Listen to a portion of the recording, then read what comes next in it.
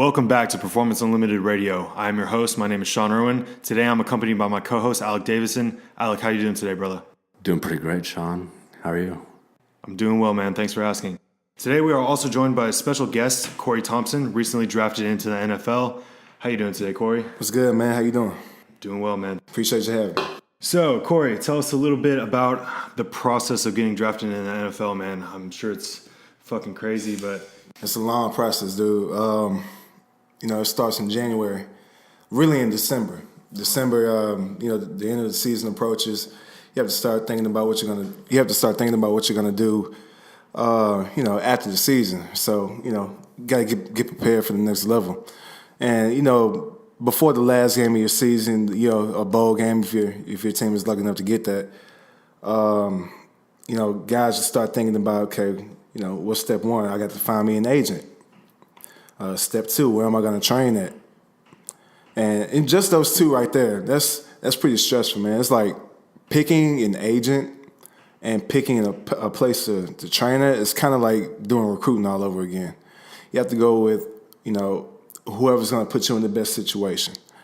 So for me, it was, as far as picking an agent goes, it was pretty simple. My agent, Brian Overstreet, him and his partner, they've known my dad for like a long time, man. They grew up in the same neighborhood pretty much, and it was already sold up from there. As far as picking a place to train at, one of my main choices was training at MJP, Michael Johnson Performance, and went up there.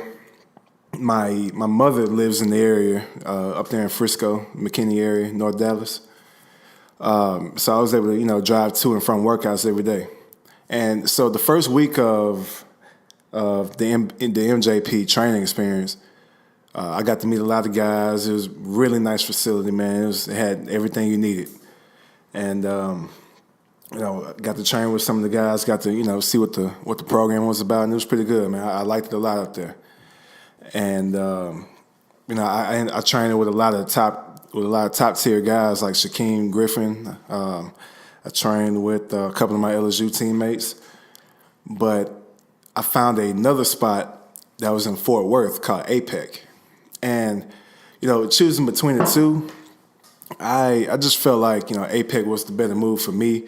Every place is different, and, every place has, things that might be better suited to you than the next guy.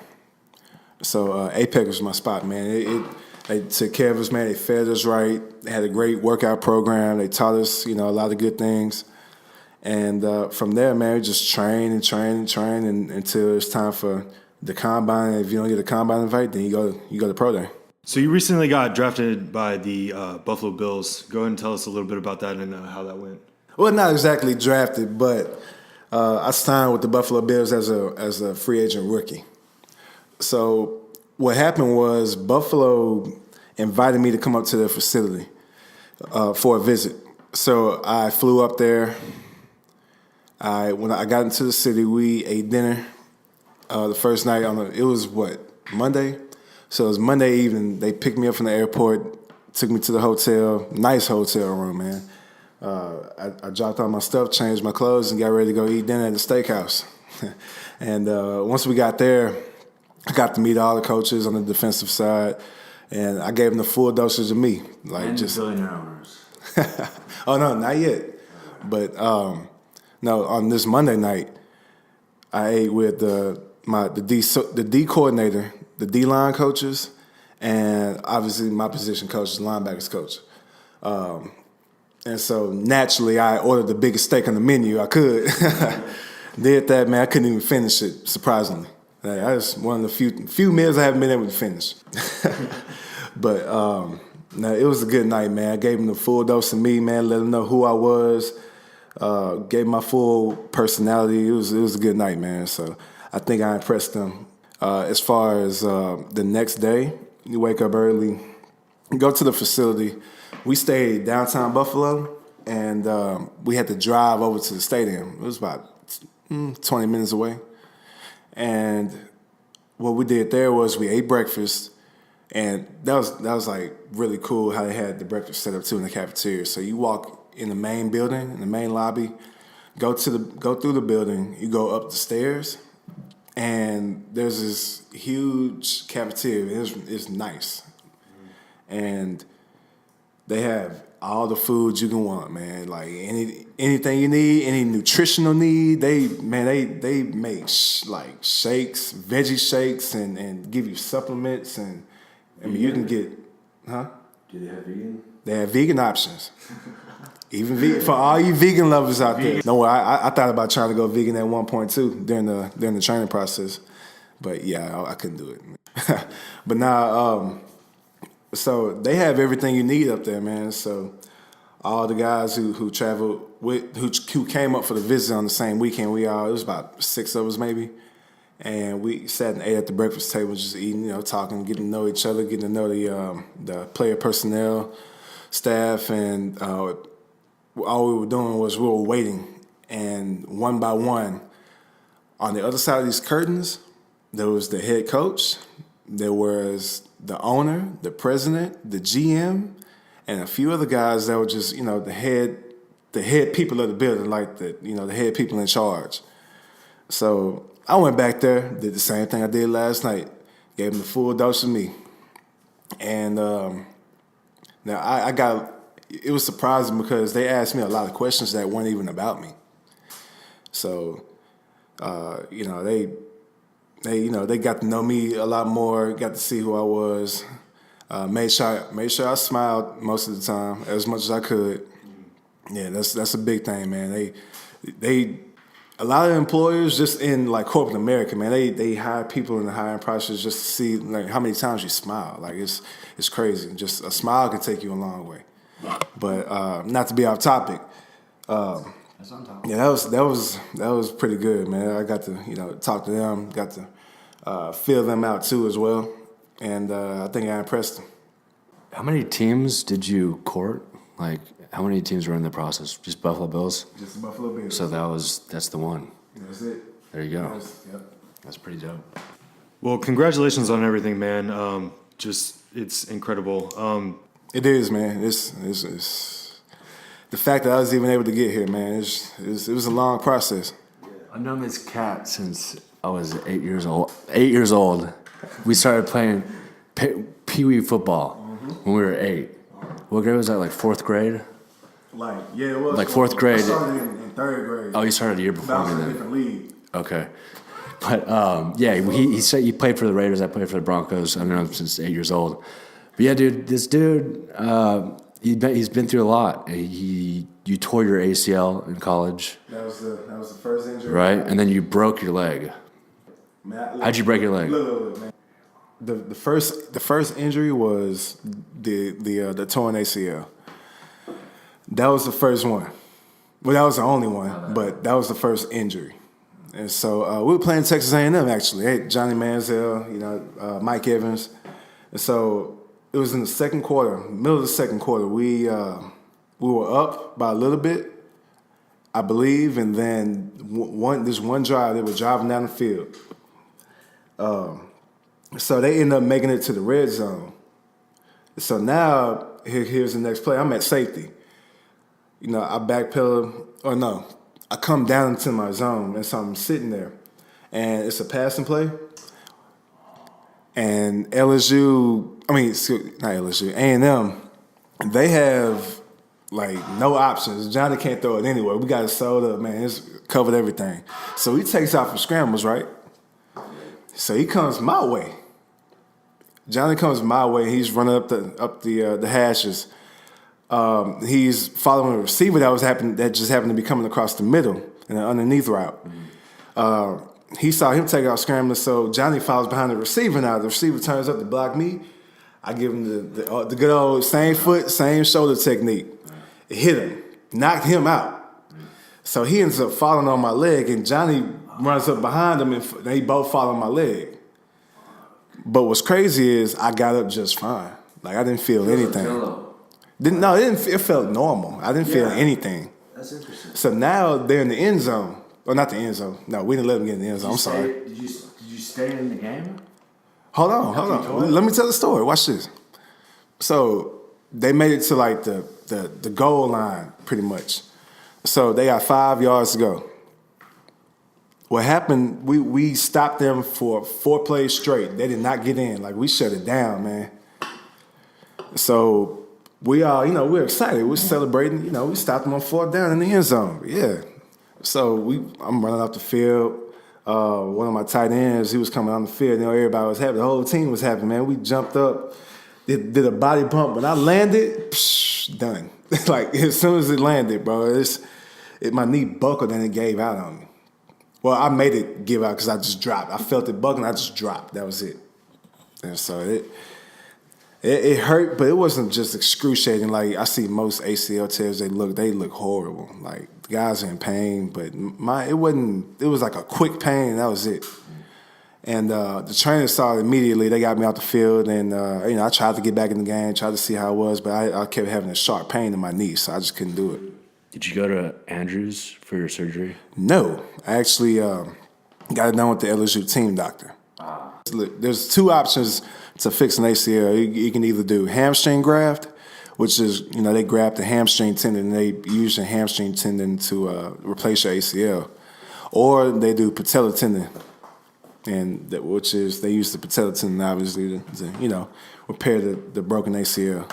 How did the recovery process work? Like, did you use stem cell? Got a couple of those, got a couple of PRPs. Yep. You go over to Germany and do the Regenicin? It would been nice to go to Germany, but no. So how long was the recovery for you? Because I know like Adrian Peterson came back in record time. I actually ended up rehabbing with Adrian Peterson's rehab specialist guy. He lives in Houston. Yeah, over there, right there off of Kirby, I believe. Yeah. No, Shepherd. It's Shepherd. Shepherd, yeah. Yeah, at that Memorial Hermann. So how long was it, the recovery? The knee showed. I recovered pretty quickly. Yeah. But then I regressed. So it was weird because, like, I healed pretty fast, man. So I was able. I couldn't do spring football. The injury happened in November, so I couldn't do spring football. But during the summer, I got better and better. During the fall, that's when I realized that during camp, the knee wasn't ready because now I kept having problems. Kept having to get it drained. Kept having to, go to the training room to get it worked on, man, for it to be functionally normal. And so I told Coach, look, I'm about to take a red shirt this year. I played my freshman year, played my sophomore year, and then I just wasn't ready for my junior year, so that's when I took my first red shirt. So for the people that don't know what a red shirt is, a red shirt basically means, so in college football, you only have 4 years to play. And if you get an injury, you can declare a medical red shirt, which basically means you waive that year. Or if you're not ready to play and you have other people in front of you. That's a red. Both of those are just red shirts. Okay, those are both red shirts. Yeah. But what's a medical? Now, the medical red shirt, which is what I got here recently, I got mine because a guy fell in my ankle in camp, in training camp, my 5th year. It ended up breaking my ankle, had a high ankle sprain with it as well. How many red shirts? How many red shirts did you get? The medical red shirt. You got 2. Yeah, you got 2 red shirts. One was medical and one was... I got the real red shirt my junior year. I used that as a real red shirt. Because you can. I never used my red shirt. You can use it in whatever you do. In whatever year you need to. Because most people think it's just freshman year. Yeah, but I can use my red shirt. Interesting. Then I ended up getting a medical red shirt because it was my senior year, and I couldn't play my senior year, so I can come back for another year. So I came back for my 6th year. So was this all strategically planned by you, or was this like a combination of your thoughts with the coaches? Because it's a pretty methodical game plan. Like, most people wouldn't do that. They would kind of like nonchalantly maybe come back too early. But I feel like that was a calculated play. Because now you have to calculate it because now you got signed and it worked out. It did work out. And you know what? I thank God that I did come back. I trusted his word, man. And, man, I went ahead and decided I need to come back for my 6th year. The opportunity to get the medical red shirt was there, and I needed more film on my resume, man. I'm trying to make it to the next level, so that's what I did. So were you going to class? Yeah, man, I graduated. So, but I'm saying, like, did you graduate in 4 years or 6? 3.5. 3.5. So what were you doing, like, the rest of the time? Grad school. You went to grad school. Mm-hmm. Do you have a graduate degree? No, I ended up changing it to undergrad so I can get a second degree. So what are your 2 degrees in? Well, I don't have one yet, and I'm probably done with school, man. Okay. I spent 6 years. 6 years there. I'm good on the dog. But my second major was entrepreneurship. Oh, really? Mm-hmm. LSU has an entrepreneurship program? Yep, it's new. Interesting. Yeah, UH has one that I actually went to. It's like number one. It's number one in the country, but it's like there's very few entrepreneurship programs. Like Baylor has one. Yeah. UH has one. But we would go to like business plan competitions and we would beat MIT and Harvard. Wow. Yeah. Man. So was LSU like that? Like, did you guys do? No, this just came out last year. Okay, so it was new. Mm-hmm. Okay, yeah. But a lot of people don't know this about Corey, but he thinks much differently than a lot of professional athletes. He has a lot of big aspirations and future plans. So if you want to just briefly explain that. Yeah. I told these guys earlier, man, if you're the smartest person in the room, then you're in the wrong room. And growing up, my people were always making sure they were always on my butt about, going to school, getting good grades, and just being on top of it in the classroom. And also knowing just what you want to do with yourself after football, because we all know that football and sports just doesn't last forever. Yeah. The average length of an NFL career is probably like 3 years, man. So with that being said, I'm at the point in life now where it's a lot of things that it's important to have balance, one, but there's a lot of things that it's just important to think about besides just sports, because you have to live in the real world too, because it'll come to an end one day. Man. But explain like your future aspirations. So you think outside of football. So you kind of think calculated because your engineering background, I'm assuming, is kind of how you're wired. Yeah. Right? So but go into your actual like why you chose mechanical engineering at the beginning. No, civil engineering. Civil. Yep. As your first degree option. Why did you choose that? And that kind of leads into your future aspirations. Right.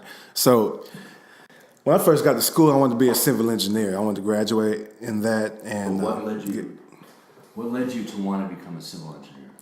Roller coasters, man.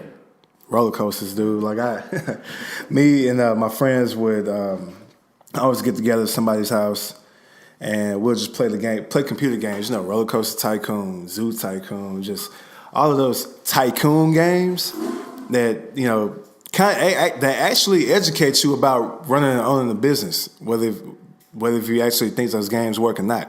But those games are fun, man. We used to play them all the time. So I've always had love for roller coasters. Been in every Six Flags park in Texas multiple times. Always a good time when you go there. So that made me want to go into civil engineering, not necessarily mechanical, but I know civil. You also have the opportunity to work with different places, buildings, theme parks, and stuff like that. So that's how I got into civil engineering, and Lord knows that did not last long at all. So then you switched to sports marketing and entrepreneurship, but your dream is, which I think will happen, is to build your own theme park. Not a theme park, but a resort. Oh, you're a resort, yeah. Close. Tell him about Houston does need one, but he wants to build a resort in Houston. Yeah. And his plan is, what is the Crystal thing? Oh yeah, Crystal Lagoons, man. I need to check that out. Check out Crystal Lagoons. Explain what Crystal Lagoons are. My biggest ambition in life is to open up a resort, a water resort. What are you gonna call it? Don't know yet. But right now I'm in the planning phases of just sketching things and just forming a vision of what I want it to be. So, I can go into it and explain it if y'all want, but I want to hear it. So do I. Let's do it. Sure. Well, look, it'll be a water resort. So I want a hotel, nice hotel. I want man-made beaches in the city. I want a surf park where you can go surfing, and also have a lagoon where you can go swimming and do other water sports. Like parasailing, maybe wakeboarding, that kind of stuff, jet skiing. Like I love doing that kind of stuff too. So that would be great. And then also have water rides, like not like a regular water park where they have a bunch of slides and different stuff like that. No, this is like water rides, like Astroworld, like real river rapids, log flumes, Diablo Falls, if y'all remember that. For all you guys that know about Astroworld, and all my old heads out there, but those type of rides, man. Just the city needs more fun things to do. All right, man. So take us like all the way back. Like, what got you into football? I know your parents were into athletics. Your mother was a track runner. Your father played football for A&M. Tell us a little bit about that and how that inspired you early on. I've always been surrounded by greatness. I know I can come up with a better term than that, but I've been surrounded by track stars, NFL players, hoopers, just because of the tight knit community that my mom and dad they've been a part of. And Houston is such a small world, man. Just the whole entire city itself, but especially the sports world. So I've been around it my whole life, man. My friends, we all grew up playing sports, and I started playing football in third grade. Started hooping, I think, about third grade, YMCA. Then I graduated to, AAU. But as far as the football thing goes, I played running back and defensive end. Yes. I always play running back and defensive end, man. Just toss sweep. Just toss me the ball, just let me take it up off the sideline, man. That's what I did, man. I tried to, run some folks over every now and then, juke a little bit. You were scary. Man, look, I had fun playing running back. You were like a grown man. That shit. In elementary school. I was always one of the tallest people in school too. I was not scared of anybody, but I was like, because I would always get pissed off because I would always get a stinger when I did. Really? When I attacked, I'd attack you. I had tackled you one time where you ran up. You did like a 12 lead. Mm-hmm. I hit you good. This is like the only play I remember from elementary, Pee Wee. I only remember one play and it was because I hit you because I was so scared of you. But it was a decent hit. Mm-hmm. You're a beast. I just kept running, bro. This guy was a beast. Running back, scary. It's like Brandon Jacobs. Not for real. Yeah. But yeah, did that in high school. Finally switched over to receiver, and did that pretty well until one game. My freshman year, it was midway through the season. It was like 4 games left. And we were playing Travis, Fort Bend Travis. I got in at safety. It was after grades, after report cards. People want to act a fool and fell off and whatnot. I ended up going to safety. My first time ever playing safety. Did it pretty well, man. And the coaches on varsity, they saw me and how big I was at safety, and they said, "Son, you coming up right next week." So me and 3 of my other friends on the team, we all got moved up to varsity. And we're practicing in varsity. And 2 of us ended up get to play. I ended up starting the very next game versus sophomore or freshman year? Freshman year. Oh, you played varsity freshman year? Yes. Damn, I thought I was badass for playing sophomore. Nah, dude, bruh. I ended up starting against Fort Bend Bush. The next week at safety. Scared out my mind. As a freshman.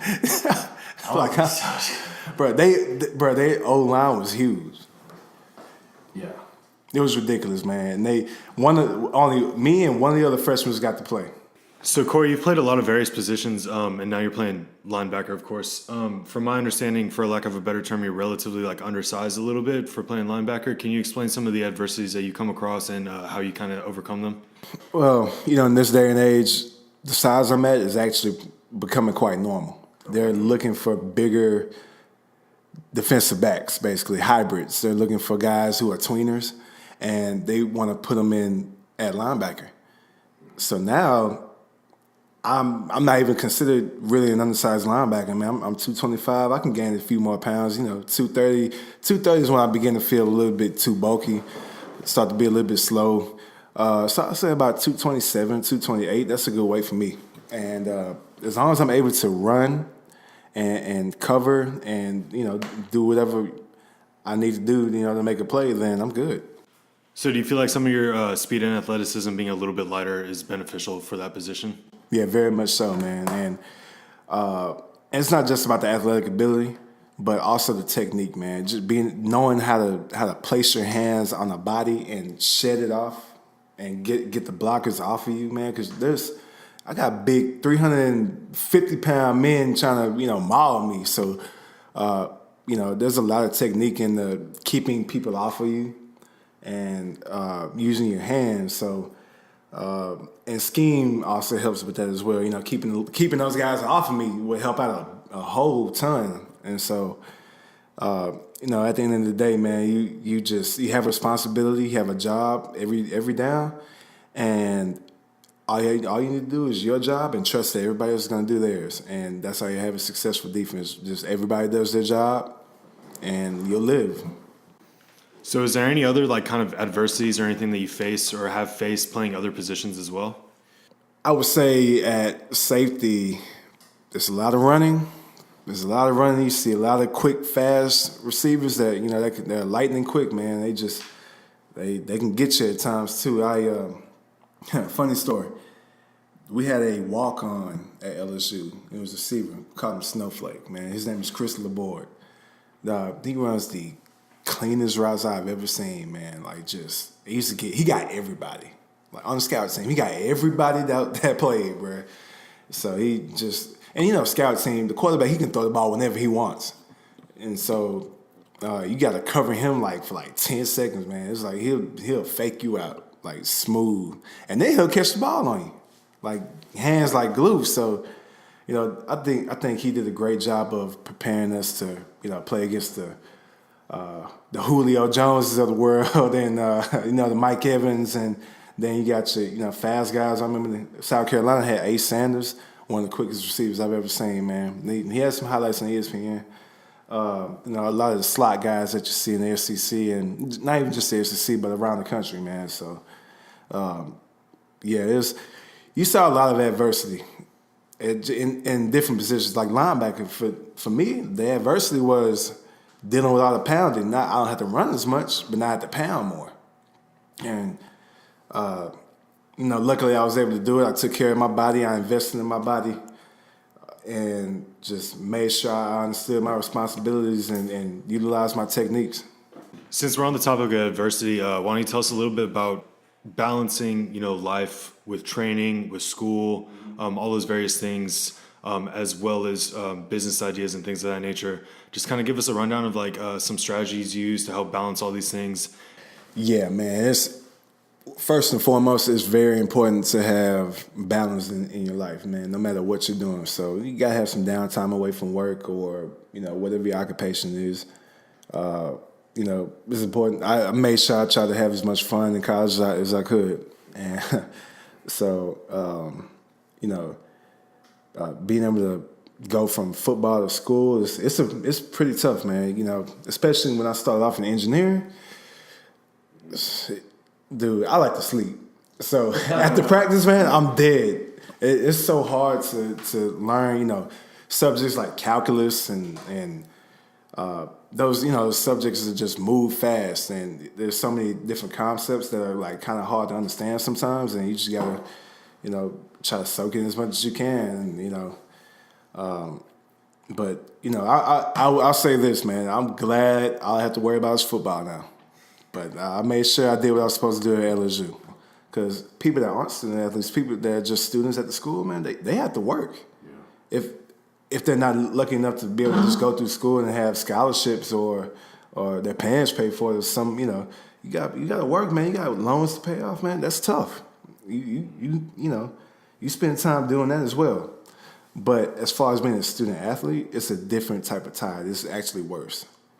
So not to take credit away from anybody that is not a student athlete, but to be a student athlete, it takes just a little bit more focus, man. And there's so many different things that you have to be responsible for. You have to keep up your brand, your image. There's certain things that you can and can't do that regular students can do, and I think that it's a very responsible job to have, and it's also tougher because now you are physically wearing yourself out. You're going hard in practice, man. That goes for every sport. It doesn't matter what sport it is. So that's how that differs from just working, depending on what kind of work you do. So it's a different type of tired. I will say that. I agree with that. But at the same time, you have to balance everything out. And you have to make sure that you're on top of your nutrition. You got to make sure that you're on top of your sleep, on top of your grades, on top of your relationships. You got to manage, whatever you have to manage. It's just important to keep as much stress off yourself as possible. And that was all kind of regulated and formatted by the coaches. So I guess now it's going to be a little bit different for you because now you have to pick your trainer, you have to pick your agent, you have to pick all these different your chiropractic person. Yeah, you're professional now. It's not just chosen by the coaches. You're a professional now. You're so your own coach. So that how is that? Is that difficult? Have you mastered that? It can be, but you have to remember you're self-employed. So now, Write off taxes. don't worry. I plan on doing that. But now you're self-employed. So I mean, at this point, I know what I need. I've been in school long enough, which is also a blessing because I was able to learn so much, even just this past year, about the game and about just taking care of yourself while you're enduring, putting a toll on your body that you're doing. So I know what I need to get, chiropractic work, massages. You have to, any other type of therapy that you might need. Hell, it might be something that really ain't really hurting like that, so you might want to ignore it. But nah, you need to get it taken care of because it can get bigger than that. I've become so much more health conscious now after being hurt as many times as I have. So you're probably much better equipped to be an NFL rookie than 22-year-olds, just being 2 years older. Yeah, because I remember 2 years ago. I can agree with that to a certain extent. So you got an extra 2 years to kind of grow and mature. So that Yes. could have been a positive. Yeah, As it was. opposed to negative, because you got to mature mentally and you understand the game. Yeah, I just said it, man. I'm so glad I got that last year. I learned a lot. So, you have to be mature. This last season I played, man, I behaved maturely as far as like my play on the field. Get down. I might celebrate a little bit, you know what I'm saying? But I'm already getting ready for the next play. Like, there's so much hurry up in college football now. Yeah. There's so much hurry up offense. Like, as soon as I make the play, or as soon as that whistle is blown, I'm heads back over to the sideline immediately. It goes back to like your kind of engineering background. Like you don't want to waste energy. No. No. Celebration's wasted energy. It is. It is, but because I would scream. You want to save it for a big play. Yeah, you want to save it for a big play. So, it's definitely about making mature decisions on and off the field. And I feel like these last couple of years have prepared me for that. So Corey, I was looking at some of your stats earlier. You have a pretty impressive vertical leap, broad jump. A lot of your other stats are pretty impressive. Tell us what kind of goes into some of the training and stuff behind just being able to achieve that athleticism. Everybody's born with talent, but hard work beats talent when talent doesn't work hard. So, I was born with a lot of talent, man. I've always been able to jump. I've always been able to run and do all that good stuff. But what you got to say? Dude, I didn't know you had a 38-inch vertical. No, that's not even my best at all. What? No, What's the best? 41. Damn. People don't know this, but this is that's like LeBron James. Nah, LeBron probably got me beat. 45. But that's where you're up there, dude. But he's 6'8". How are you 6'8" with a 45-inch vertical? Dude, That's ridiculous. Corey's like a linebacker, and he has a 41-inch vertical. The only other person like that I know was like Calvin Johnson, who's probably one of the greatest receivers, played for a short time. He had a 45-inch vertical. And that's ridiculous. And that's a receiver. But this guy had a 41-inch vertical, which is stupid. Like, that's insane. Man, it's a lot of people that are still beating me, man. But I mean, shit, it is what it is, man. I pride myself on that jumping stuff. Does that come from your mom or your dad? Both. Both? Mm-hmm. Did they ever record their vertical? No. But you know, my dad was definitely my dad was in the 40s, so. That's crazy. Goddamn. Yep. So explain your other times too.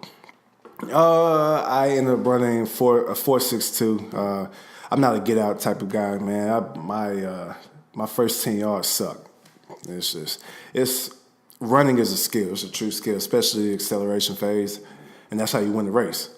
But yeah, I mean, regardless, man, it's not a track athlete anymore. I'm a football player, so now all that matters is that I can fly to the football, and I can, once I get going, once I get running, yeah, I'm open up, I'm out. Like talent aside and everything, getting those stats with just hops in general.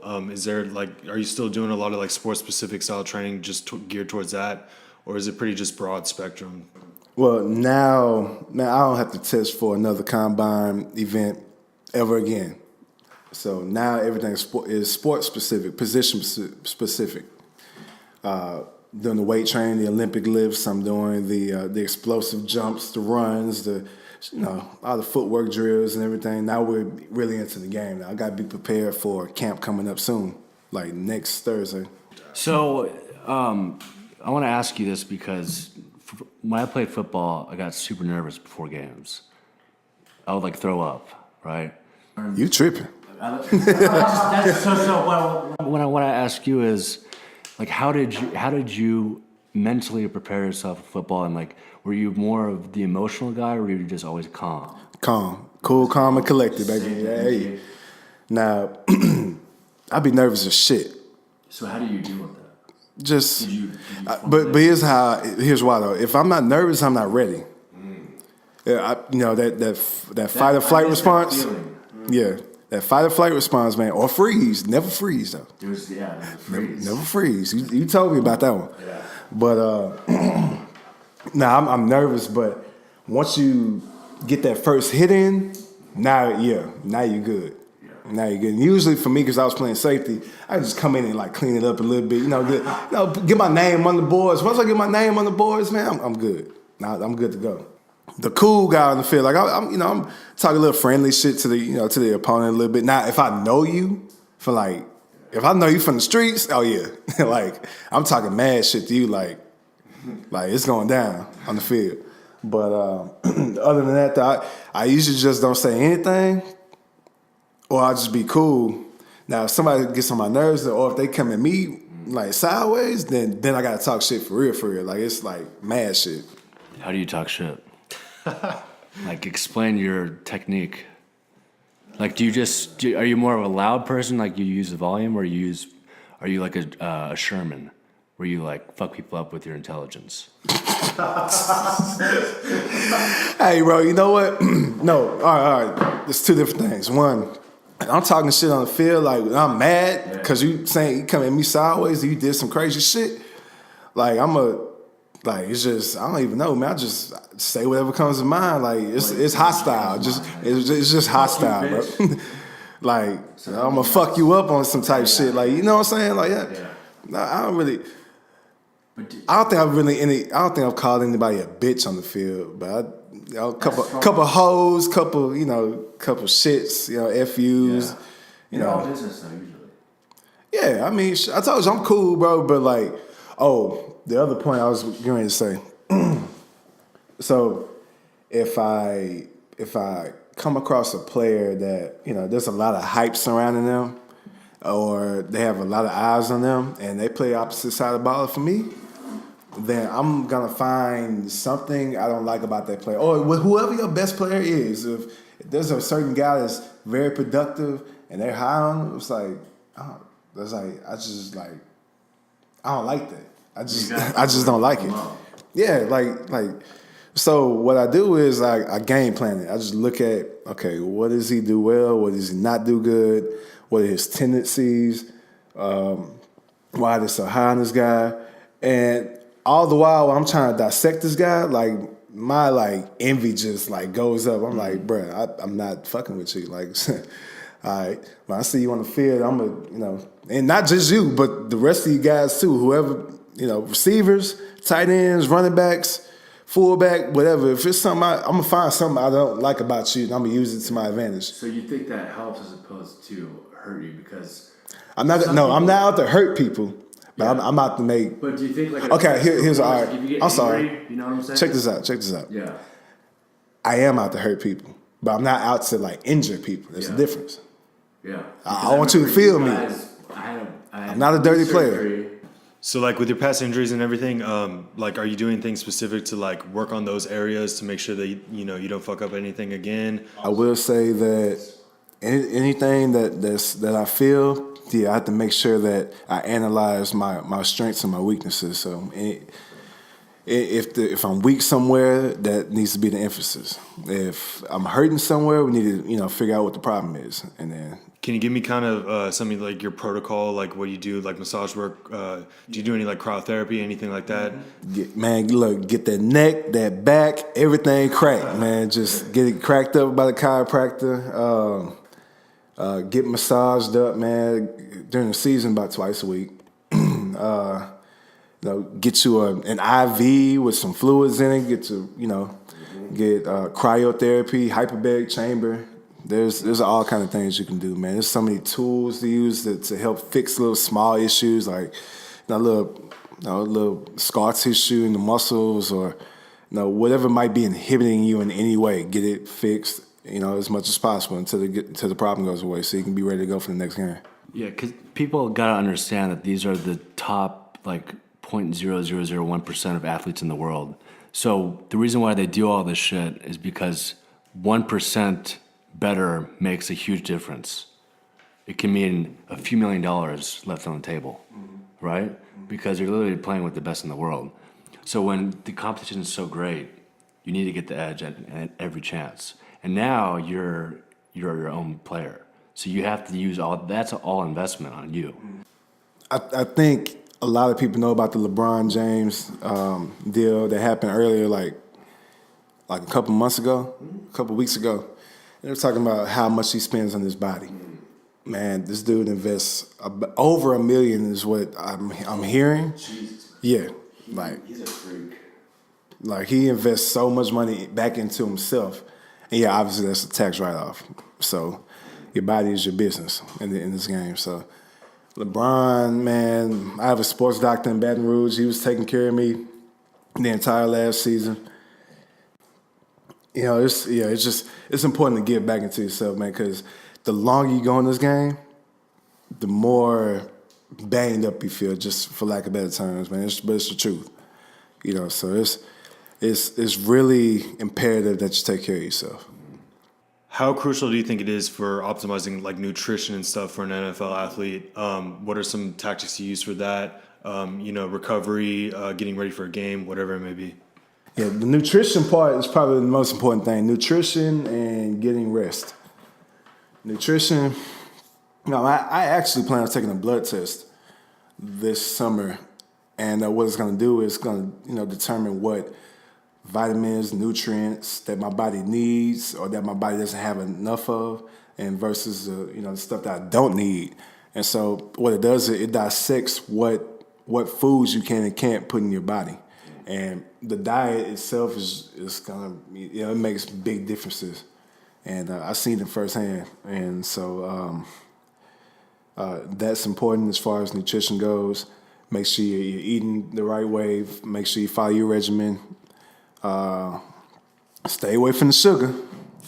That's the big thing, man. But just make sure you're taking care of your body and just eating right. So do you have a nutritionist or a dietitian or anything that kind of guides you on that? Is that provided by your team? The team usually provides that for you. But, I can always get outside help. I don't have one myself, but I had plenty of options. What does it look like for you, getting ready for a game? Do you add in a ton of carbs to kind of fuel up for that?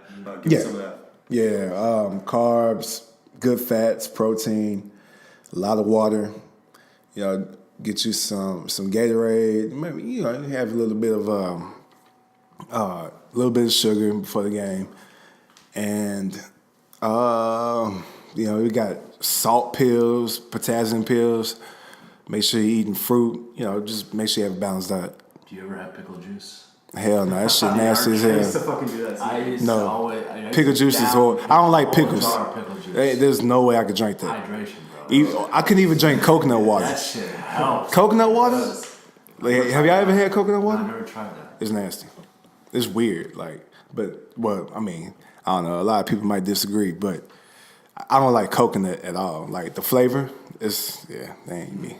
So do you have a specific meal plan right now, or do you just kind of know what your body needs and you kind of are flexible with it? Nah. Or are you strict? I'm kind of flexible with it right now, man. Been eating too much Whataburger here lately. But the main thing is making sure that I don't eat within my fasting window.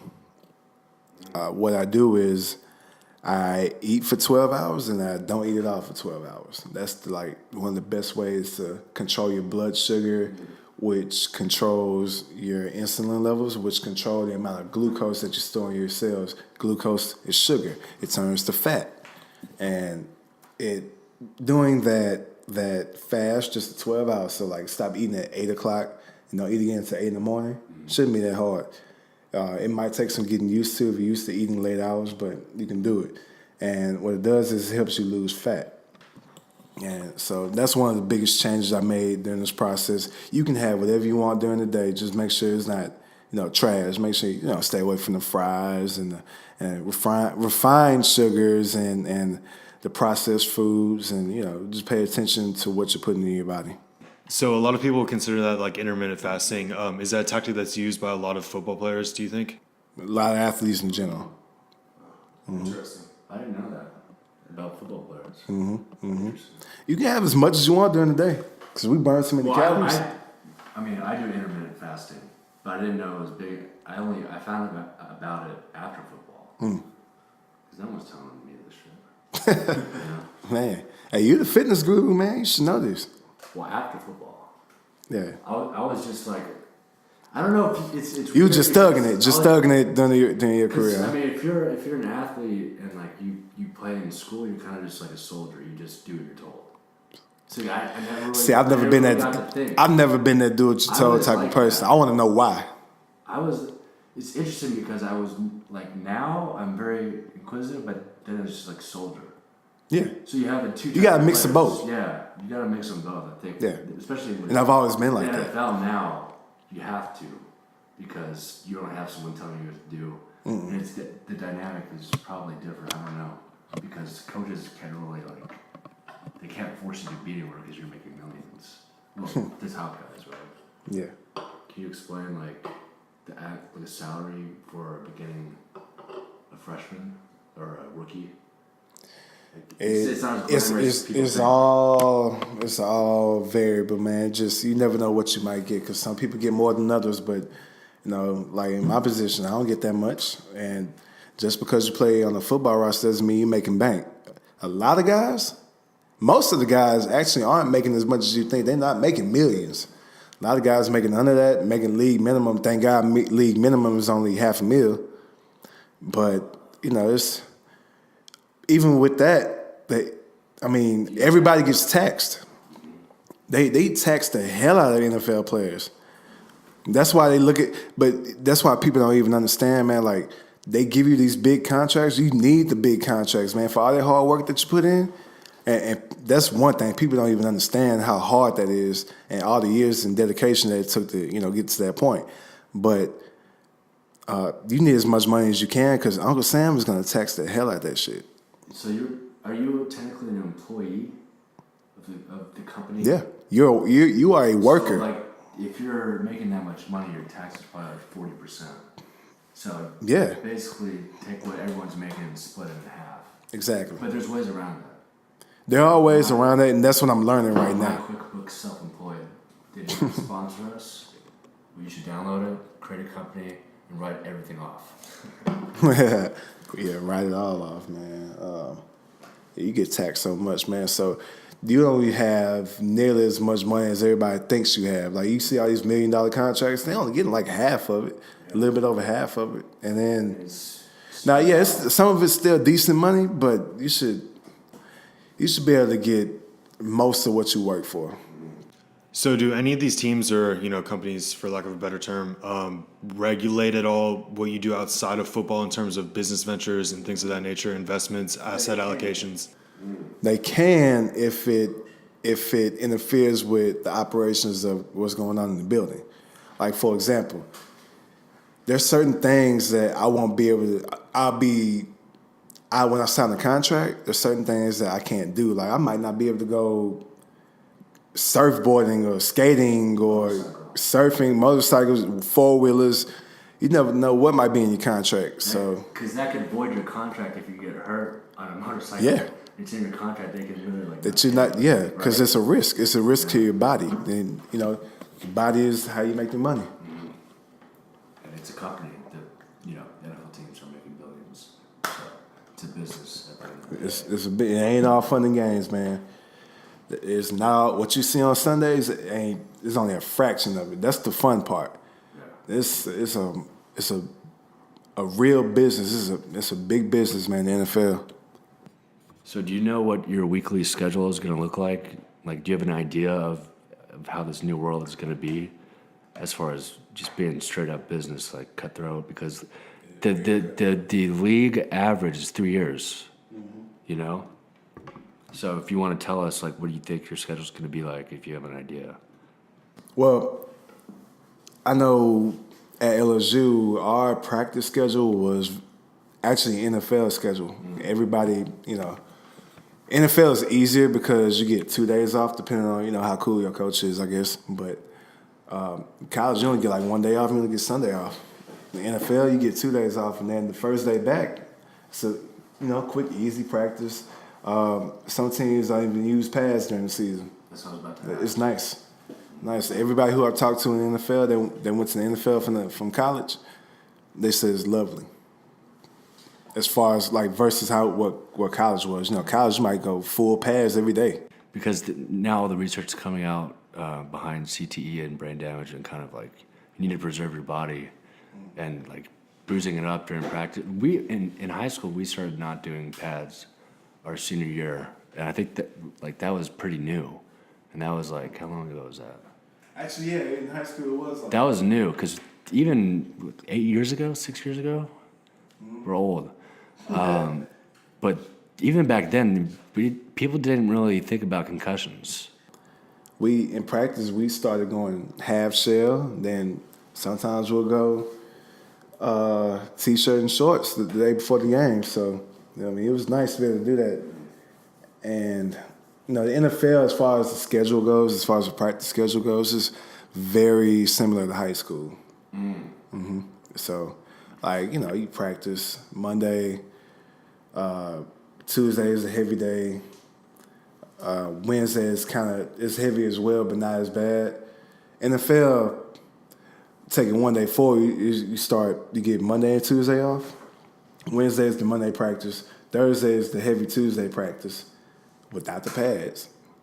And then Friday might be your, it's similar, but it's like kind of a wind down from what Tuesday was. And then, in this case in the NFL, from what Thursday was. And then Saturday is the day before the game. And then, so now you're going from 9 regular season games, right? Or 9 or 10? 10. 10 to 16. Yep. Which is, I think that's a pretty drastic increase. Man, 6 more games, and you got to play the same teams twice. And then maybe even postseason, you could end up playing 22 games. Man, so if you include preseason, that's 20 games total without playoffs. Wow. And then, 4 rounds all the way to the Super Bowl? Yeah, 4. 24 games. Yeah. 24 games. Pound men running into each other for like 24 games with one bye week. Well, okay.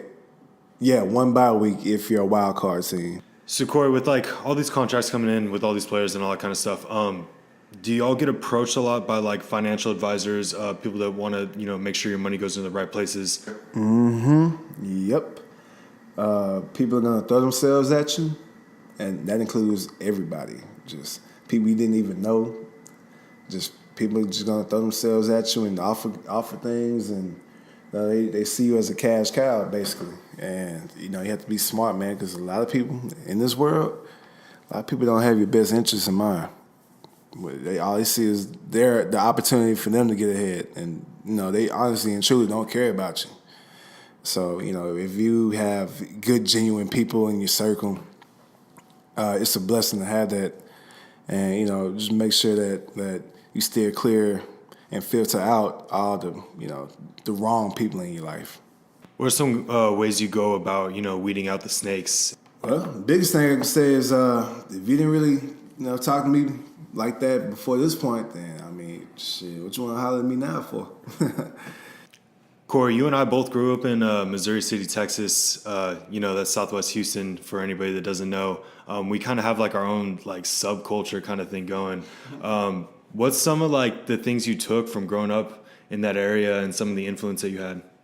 I grew up with a lot of friends that were similar to me. We all had similar mindsets as far as like, excelling and just, having fun and doing our thing, man. We stuck together, played ball, got after it, traveled different places, through sports. And we all just, we grew together and just most of the guys that I grew up with and played ball with, I'm still cool with them to this day. It's still family, man. So I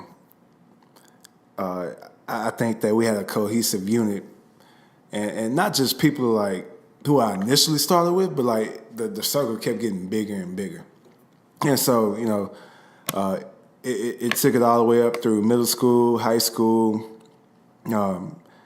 and we just all just balled out together, man. It was good, man. We looked after each other, made sure we were accountable. We held each other accountable. And it's not just Missouri City, man. All over the city, man. Like I said earlier, Houston is small, dog. Like everybody knows everybody. So you go to one side of town and be like, oh yeah, I know such and such and them, and they be like, oh, okay, I know this and that from most cities. I'm like, what? So it's crazy. It's crazy, man. AAU ball and playing ball as a young kid, man, going to different places, different camps, man. You meet different people. You know them since elementary school, and then next thing you know, you link back up and your paths cross again, like in high school or something like that. It's weird, bro. It's cool though. So yeah, I definitely glad I grew up in this city, man. Grew up in my side of town. It was great. All right, guys, we're going to go and wrap things up. Corey, I want to thank you so much for your time, man, and I just want to wish you the best of luck going forward with your career. I appreciate that, man. Anytime. Go ahead and tell everybody where they can reach you at. Do you have any socials, anything like that? Yeah, I got the socials, man. Twitter, Instagram. Don't really use Facebook anymore, man. You can follow me at Elite, ELITE 23 _CT. Thank you guys so much for tuning in for another episode. If you enjoyed the podcast, go and leave us a rating and review. Hit subscribe. Let us know who you want to hear on the show next. This is only our second episode, but it's only going to be getting better from here. You guys be on the lookout for some awesome guests that we're going to be having on the show. Thanks again.